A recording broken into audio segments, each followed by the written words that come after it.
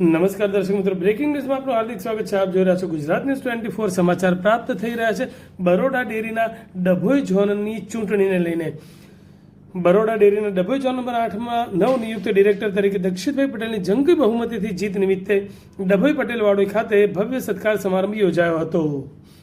આ પ્રસંગે મોટી સંખ્યામાં ડેરીના સભ્યો, પશુપાલકો તેમજ આગેવાનો સહિત ઉપસ્થિત રહી વિજેતા ઉમેદવારને અભિનંદન પાઠવ્યા હતા. સમારંભમાં મુખ્ય અતિથિ તરીકે ડભોઈના ધારાસભ્ય શૈલેષ મહેતા તથા વડોદરા જિલ્લા ભાજપ પ્રમુખ ડોક્ટર બીજે બ્રહ્મભટ્ટ હાજર રહ્યા હતા. દીક્ષિત પટેલને હાજર રહીને શુભેચ્છાઓ પાઠવી હતી અને તેમની આગેવાનીમાં ડેરી ક્ષેત્રે વધુ વિકાસ થવાની આશા વ્યક્ત કરી હતી.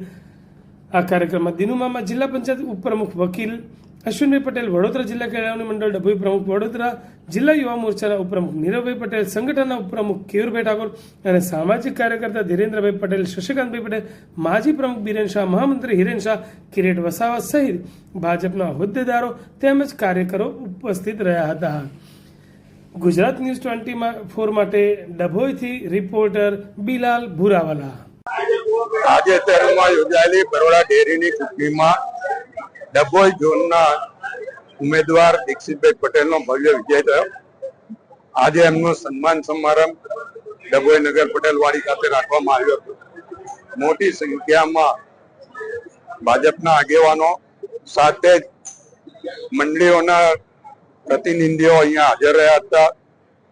ડેરીના ચેરમેન દિનુ મામા, વાઇસ ચેરમેન જીવી સોલંકી સહિત ડિરેક્ટરો આજે અહીંયા આગળ હાજર હતા અને બધાએ શુભેચ્છાઓ આપી છે, અભિનંદન આપી છે. દીક્ષિતભાઈ જે રીતે ચૂંટણી જીત્યા છે એમની કાર્યશૈલીને લીધે લોકોએ બીજી વાર એમને આ ચૂંટણીમાં જીતાડ્યા છે.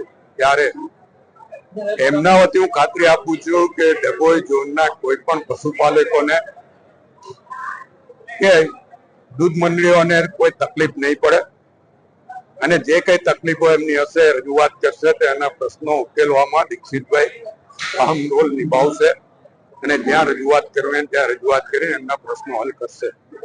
આજે આટલી મોટી સંખ્યામાં દૂધ ઉત્પાદકો, પશુપાલકો અહીંયા આગળ ઉપસ્થિત રહ્યા એ તમામને હું અભિનંદન આપું છું અને ભારતીય જનતા પક્ષના આગેવાન તરીકે, ધારાસભ્ય તરીકે એ બધાનો આભાર પણ માનું છું.